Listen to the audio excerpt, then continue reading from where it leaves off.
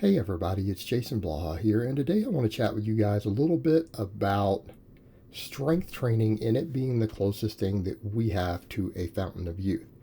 And I think a lot of people forget when we talk about even heavy lifting, and those of us who lift very, very heavy, they think, oh, this is all about injuries and people get hurt doing these things and this is unhealthy. And that's not necessarily the case. There can be elements to extreme strength sports that can be unhealthy. Okay, there can be. But actually, the injury rate for people who train intelligently, even who lift ridiculous amounts of weight, are actually much lower than you would think. It's not really any higher than people who are runners, for example. Right? Marathon runners have just as high, if not a higher, injury rate than actual power lifters who approach it intelligently. So people shouldn't think of it in those terms. But when I talk about strength training itself being the fountain of youth, you have to look at the data out there. And we have to look at the anecdote. I'm someone who's now 43, and I stay in touch with a lot of people I went to high school with. And there's a vast difference between people who strength trained and kept up their training in any way versus people who didn't. And I see it definitely at this point in my life. Other people I know my age they're basically middle-aged. They're falling apart. Okay, they are falling apart. And here I am squatting 550, deadlifting 615. At this point, I've been able to now stave off injuries, figure out how to train really heavy with no injuries. Right? I don't have these problems. I don't have these problems. I don't hurt when I wake up in the morning. People will say, oh, well, this training will make your joints and everything hurt. And it's like, well, so will getting older. And being weak will make it even worse. And if we look at what the real cause of death is, one of the largest factors in people dying, it's actually sarcopenia for people who get older. In other words, people succumb to all these other health conditions when they start losing too much muscle tissue. So when you think of someone who's old and frail, what does frail mean? Frail means they've lost their strength. Now, it also can mean brittle bones and other stuff too. But what does strength training do? Strength training, and I mean heavy strength training, increases bone density, and it keeps it there. All right, you guys have seen my DEXA scan results. Does my bone density look like a normal 40-year-old man? Not even in the same ballpark. It's not even close. I have a higher bone density than the average 20-year-old. And I'm not special in that regard. The same is true of anyone who trains really, really heavy. When we talk about these things, we need to understand this is the real key to health and fitness. This is one of the most important keys to it. And I think a lot of times that gets confused. You know, we see certain other people out there and they're all about focus on being ripped and the abs and everything, and it creates this nice illusion for a lot of people, but then you step back and say, but are they really that fit? Maybe. If they've been strength training, they probably are. But a lot of people really seem to have this bizarre idea, especially younger guys, that someone being really ripped at an ultra low body fat, that is somehow a sign of fitness and health, and it really isn't. That actually has its own health problems, believe it or not. That's not the key. Weight loss, which is what losing body fat is. Getting to a low body fat is basically just weight loss while trying to hold on to the muscle that you have. Weight loss is not really the key to this stuff. It's not the key to being vigorous as you age. All right? It's not. In fact, you don't want to be at a very, very light body weight as you start to get older. You want to have more muscle tissue. It's a real good idea. But bone density, it's a big one. Because once people start falling down and getting hurt and they break bones, fracture their hips, all these other problems, that's when your health declines. That's when people start dying. Why? Because once they break something and they have to become less active and less mobile and everything else, they deteriorate very, very quickly. Okay, that's when older people start dying. And older can be very relative. All right, strength training builds bone density. Makes your tendons, your joints, your bones, and everything dramatically stronger. Not a little bit stronger, dramatically stronger.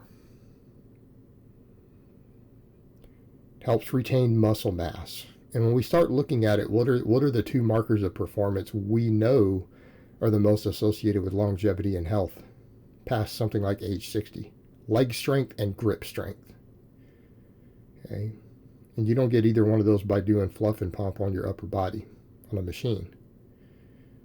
And I'm not saying fluff and pump doesn't have its place. I do plenty of rep work. I do plenty of smaller exercises. But that's not the foundation of the training. It's a secondary consideration.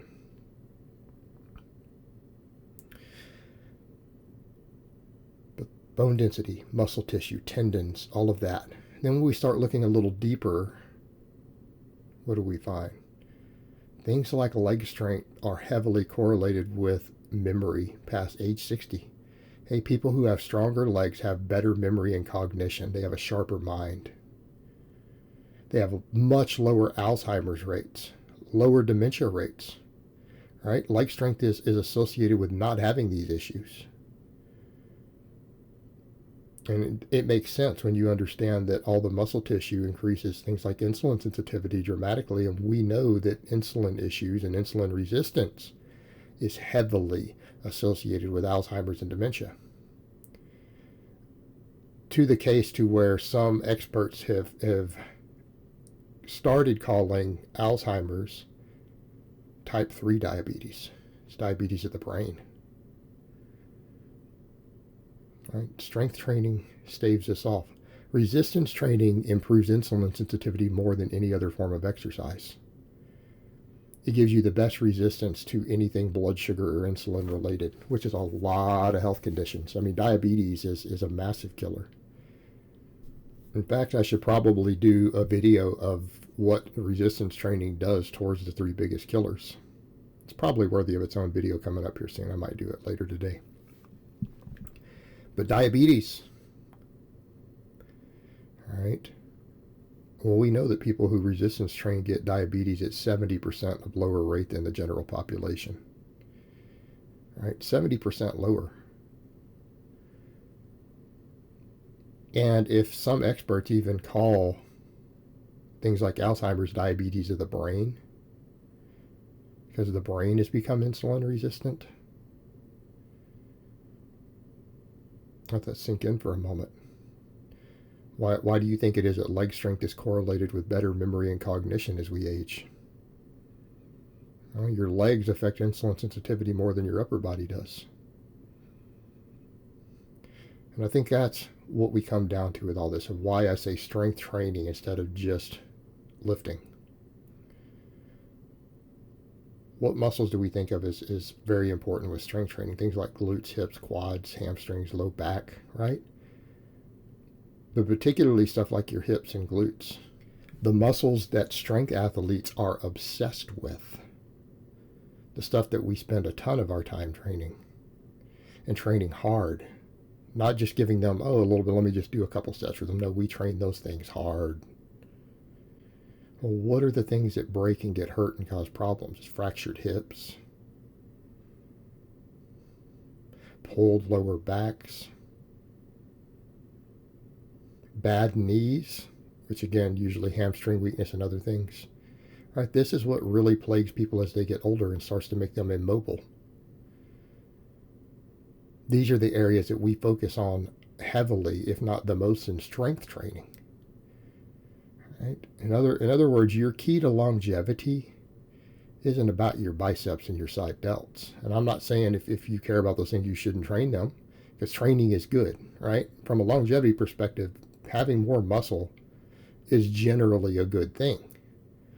Just keep in mind, those are pretty small muscles and they're not that important in the structural integrity of everything.